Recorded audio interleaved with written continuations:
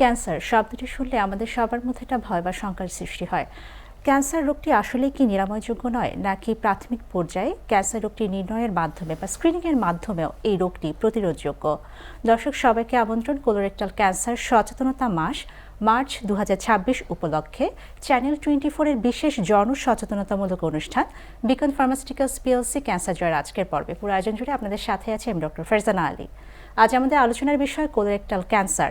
এই বিষয়ে আলোচনায় আমাদের সাথে স্টুডিওতে উপস্থিত আছেন অধ্যাপক ডাক্তার সৈয়দ মোহাম্মদ আকরাম হোসেন, অধ্যাপক অ্যান্ড চেয়ারম্যান ক্লিনিক্যাল অনকোলজি বিভাগ, বাংলাদেশ মেডিকেল বিশ্ববিদ্যালয়, শাহবাগ, ঢাকা। স্যার, আমন্ত্রণ জানাচ্ছি আমাদের আজকের পর্বে। কেমন আছেন? ভালো আছে, আপনাকে ধন্যবাদ।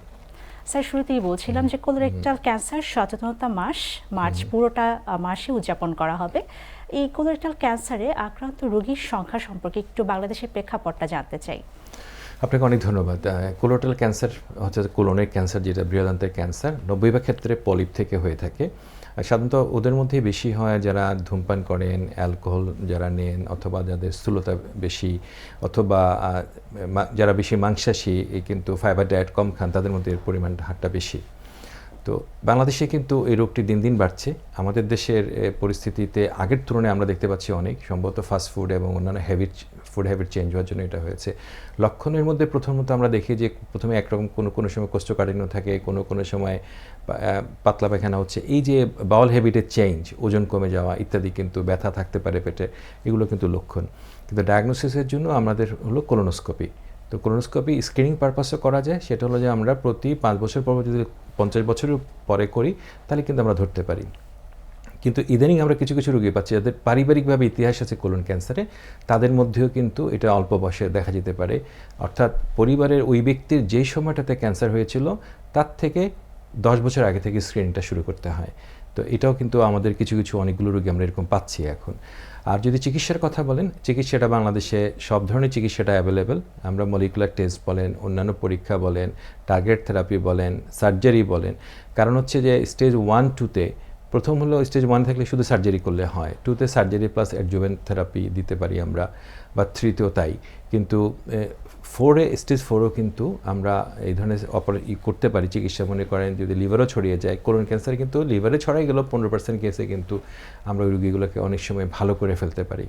তার মানে কোলন ক্যান্সারের ওভারঅল সিচুয়েশন যেটা হলো, এই রোগীগুলোকে কিন্তু প্রাথমিক অবস্থা ধরা পড়লে শতভাগ শুধুমাত্র অপারেশনের মাধ্যমে চিকিৎসা করার কিছু লাগে না। তো এরকম একটা রোগ কিন্তু বাংলাদেশে অন্যান্য রোগের তুলনায় কম্পারেটিভলি কিন্তু মানুষ যদি একটু ব্যায়াম করে, একটু সবুজ শাকসবজি খায়, ফুড হ্যাবিট যদি এই সমস্ত ঠিক থাকে, তাহলে কিন্তু আপনার কোলন ক্যান্সার থেকে মুক্তি পাওয়া খুব কঠিন কিছু না। স্যার, আপনি কিন্তু বলছেন বাংলাদেশের প্রেক্ষাপটে কিন্তু কোলোরেক্টাল ক্যান্সারের চিকিৎসা কিন্তু এখন প্রতুল হয়েছে এবং আপনি বলছেন সব জায়গায় পাওয়া যাচ্ছে। একটু জানতে চাই যে এই চিকিৎসা সেবাগুলো কোথায় কোথায় পাবে আমাদের রোগীরা? বাংলাদেশের সব বড় হাসপাতালে চিকিৎসা আছে, কারণ সার্জারি তো আপনি ইভেন ডিস্ট্রিক্ট পর্যায়ে সম্ভব একই ধরনের কোলনের সার্জারি করা যায়, কারণ সব সার্জন এটা করতে পারেন। বাট বিশেষ সার্জারি কিন্তু কোলোরেক্টাল সার্জারি যদি ইউনিট বলেন, সেটা কিন্তু বাংলাদেশ মেডিকেল ইউনিভার্সিটিতে আছে, অনেক ঢাকা মেডিকেল কলেজে, অন্যান্য হসপিটালে আছে, বেসরকারি খাতেও আছে। কিন্তু ওষুধগুলোর ক্ষেত্রে আমাদের যেটা দরকার সেটা হলো যে আমাদের হাতে টার্গেট থেরাপি আছে কিনা, আমরা মলিকুলার টেস্ট করতে পারি। মলিকুলার টেস্টও কিন্তু বাংলাদেশে হচ্ছে, অন্যান্য পরীক্ষা নিরীক্ষা করছে, আইসিডিবি করছে, এগুলো কিন্তু বাংলাদেশে অ্যাভেলেবেল এখন।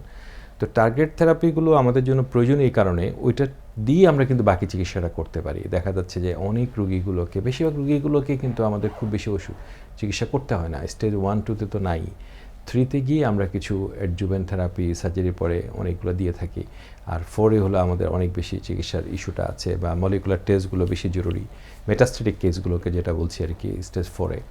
তো ওভারঅল যদি আপনি চিন্তা করেন, কোলন ক্যান্সার হার ডেফিনেটলি বাংলাদেশে বাড়ছে, কিন্তু আমরা চাইলে এটাকে নিয়মের মধ্যে ব্যায়াম করা, সুস্বাস্থ্য কিন্তু কমাতে পারি। স্যার, একটু স্ক্রিনিংয়ের বিষয়ে আপনি বলছিলেন, একজন কোলোরেক্টাল ক্যান্সার থেকে প্রতিরোধ হতে বা একজন সুস্থ স্বাভাবিক মানুষ যাতে কোলোরেক্টাল ক্যান্সারে আক্রান্ত না হন, সেই জন্য স্ক্রিনিংটা ঠিক কখন শুরু করা উচিত? স্ক্রিনটা শুরু করা উচিত 50 বছরের পরে। যে কোনো মানুষের বয়স যখন 50-এর ঊর্ধ্বে হবে তখন, এবং সেটা সাধারণত প্রতি 5 বছর পর, যদি আজকে নর্মাল থেকে 5 বছর পরে, কোনো ক্ষেত্রে বলা হয়ে থাকে 10 বছর পরে করলেও হয়। কিন্তু অ্যাভারেজে 5 বছর পরে করলে এই জিনিসটা কিন্তু রোগটা দ্রুত ধরা যায়। এবং অনেক সময় শুধুমাত্র কোলোনোস্কোপির মাধ্যমে পলিপেক্টমি করেও কিন্তু এই অপারেশনটা করে ফেলা যায়। আর এর থেকে বেশি থাকলে আপনার সার্জারি, এর থেকে বেশি থাকলে আপনি অন্যান্য চিকিৎসাগুলো করবেন। তাহলে কিন্তু আপনার এই সুযোগটা, স্ক্রিনিংয়েরটা হলো আমরা মানে সরকারি যদি বলি স্বাস্থ্য সংস্কার কমিশনের প্রস্তাবে কিন্তু ছিল যে মেজর ক্যান্সারগুলো কিন্তু আপনি স্ক্রিনিং প্রোগ্রাম করবেন।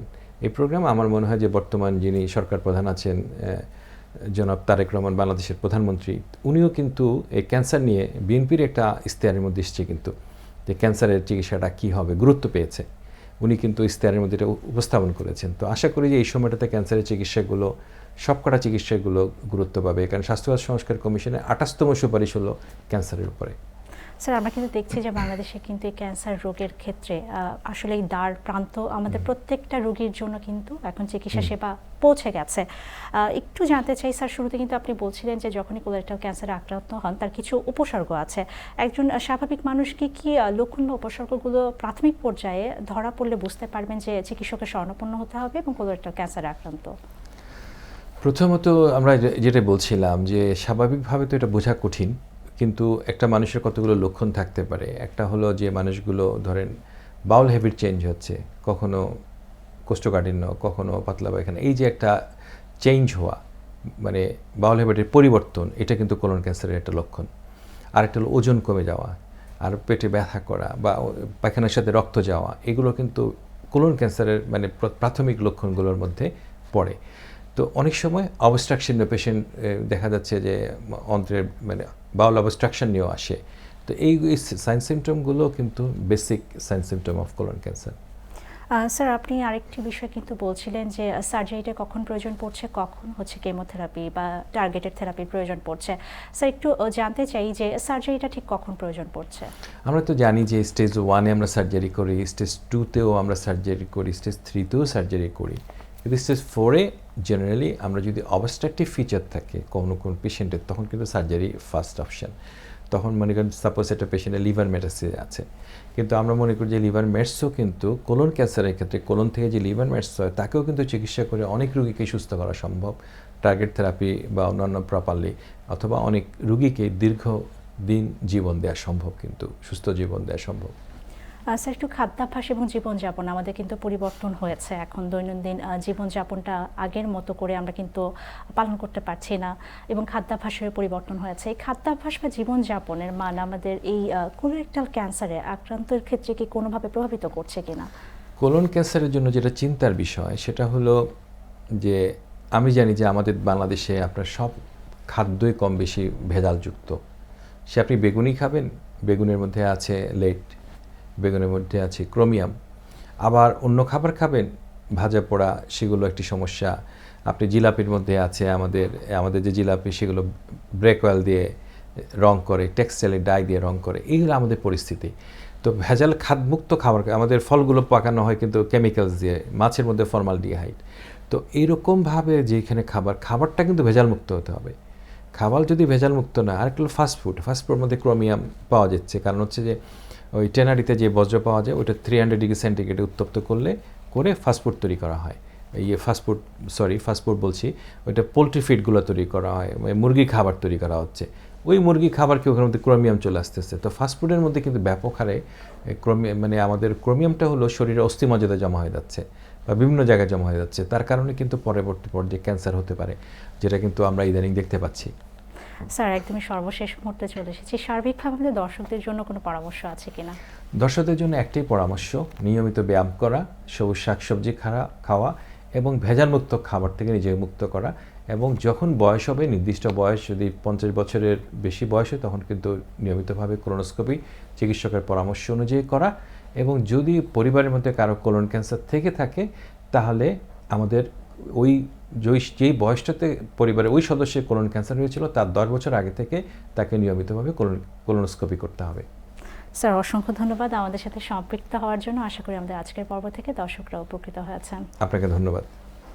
দর্শক, কথা বলছিলাম কোলোরেক্টাল ক্যান্সার নিয়ে। খাদ্যাভ্যাস, জীবনযাপনের মান পরিবর্তনের মাধ্যমে কিন্তু আমরা ক্যান্সার রোগ থেকে অনেকটাই নিরাময় হতে পারি এবং সচেতন থাকতে পারি। আপনারা সচেতন থাকুন এবং সুস্থ থাকুন। আপনাদের সবার সুস্বাস্থ্য কামনা করে শেষ করছি আমাদের আজকের পর্ব।